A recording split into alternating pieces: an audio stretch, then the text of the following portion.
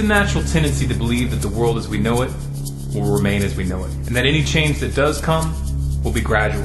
However, history has shown over and over that this is a false assumption.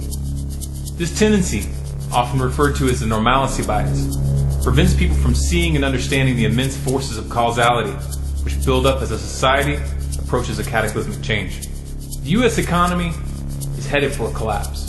In this video, I'm going to demonstrate why this collapse is inevitable, and I'm going to show you evidence that the U.S. government is actively preparing for this event right now. The U.S. national debt is currently at about $16.7 trillion, and it's been growing by an average of $3.87 billion a day.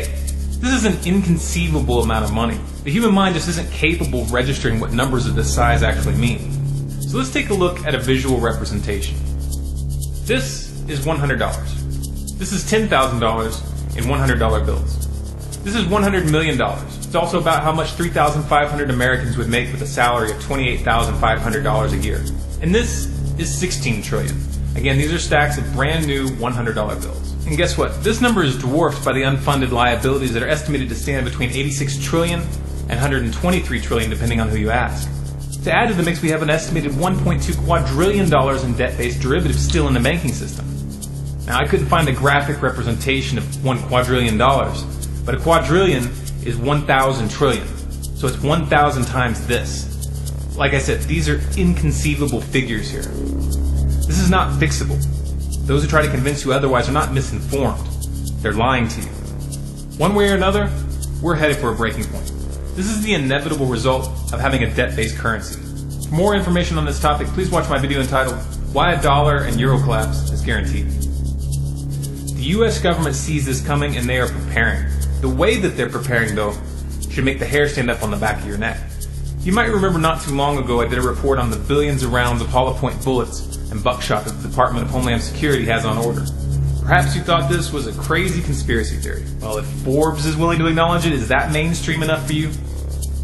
Last week, I put out a detailed report covering a leaked government document entitled Internment and Resettlement Operations, or FM 3-39.40, which clearly outlines the plans for military internment camps for U.S. citizens, and specifically mentions the use of psychological operations officers within the camps to isolate activists and to pacify the population. The link to the video and the document itself is in the description. And then there's this. Well, we have our big vehicle out here. It's an armored vehicle. It's an MRAP vehicle. It's mine resistant, ambush protected. That's what it stands for. This is what we use to deliver our team to high-risk warrant services.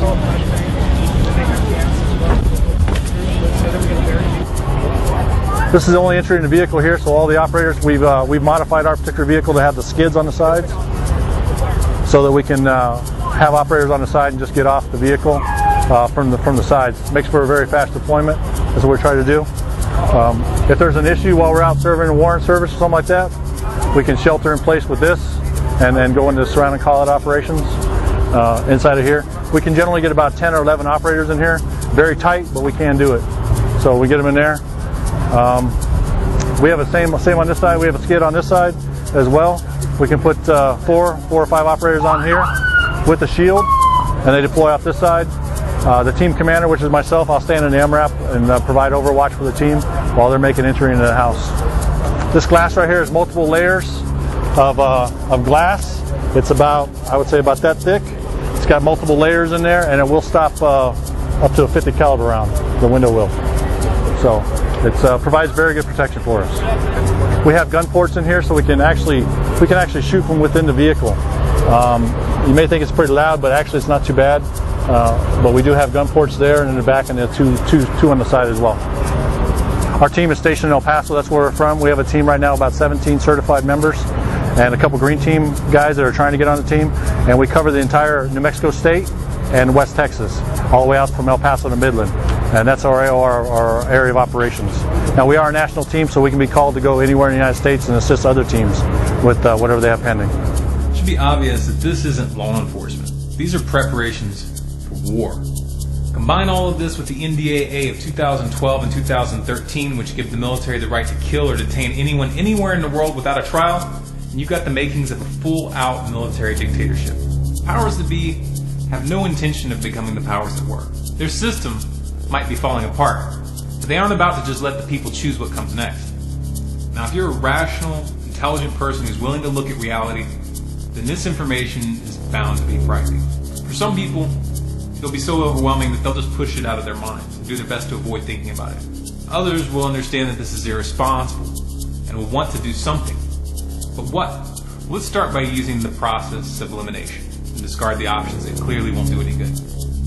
Option number 1, vote the bums out. That's not going to work, guys. The elections are rigged. The entire system is corrupt to the core. This should be obvious to you by now. You have zero chance of getting your country back through politics at this point. To pretend otherwise is just delusional. Option number 2, hold protests or fill out petitions. Come on, seriously? The criminals running the system don't care what you think. Your petitions mean nothing to them. Stop groveling at their feet. Option number 3, launch a violent revolution. Okay, as popular as this option may be with some people, the fact of the matter is the public is not psychologically or logistically prepared for this. If a small handful of civilians armed only with rifles and handguns try to take on the federal government right now, the results would be disastrous. Anyone with urban combat experience, especially veterans of Iraq or Afghanistan, can attest to this. So what does that leave us? I'm going to describe 3 steps that would change the game if the people could bring themselves together. This is not a command or recommendation, it's just my analysis of what would work. Step number 1, cut the federal government and the bankers off financially. Bleed them dry on every level, meaning stop every single payment going in their direction. If you aren't willing to go cold turkey in this regard, organizing a file for extension, day of action, for example, this April, might be a start. Make no mistake though, to really bring these crooks to their knees, you're going to have to play hardball. Step number 2, occupy and blockade the Congress. Do not let these criminals through the doors. Congress and the Senate are guilty of high treason. The most lenient penalty that they should face for the crimes that they have committed would be a life behind bars. Merely preventing them from going to work would be beyond merciful. But it would be a start. Step number 3, call for the military to break the chain of command and refuse to fight in these wars in Africa and the Middle East. Call for them to come home and protect the people from its real enemies. If soldiers want to fight for freedom, they need to disband the Congress, the executive, and the kangaroo courts that some like to call the judicial system, and bring the financial cartel, which is really running this show, to justice. Sound extreme? Yes, it's extreme. But that's what it would take. Short of this, America's headed for an overt East German-style lockdown when the economy unravels. This isn't something that's coming 20 or 30 years from now. The scale and the pace of the government's preparations should make that clear. Those who have young children and who don't want anything to do with this insanity would be advised to have a plan B. Meaning you need to make the necessary preparations to leave the country on short notice. You should have a passport for every member of your family. You should have enough cash to get you out of the country. You need to research the geography, the politics, and the immigration policies of several countries. If the country you're looking at speaks a foreign language, then you need to start learning that language. This is really just the bare minimum. Listen, I don't want to look at this any more than you do. I don't want to see my country go down this road. And to be honest, I don't know what our chances are of changing the outcome. All I know is that we have to try. We've got to wake people up to what's coming. If we're going to win, it's only going to be possible if we reach critical mass. If you feel this message needs to get to the public, then please share this video by every means possible. Share it to Facebook, to Twitter, to your friends via email.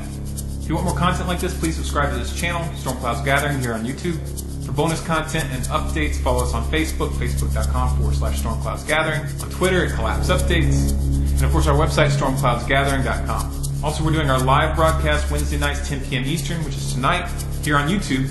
So be sure to check in for that.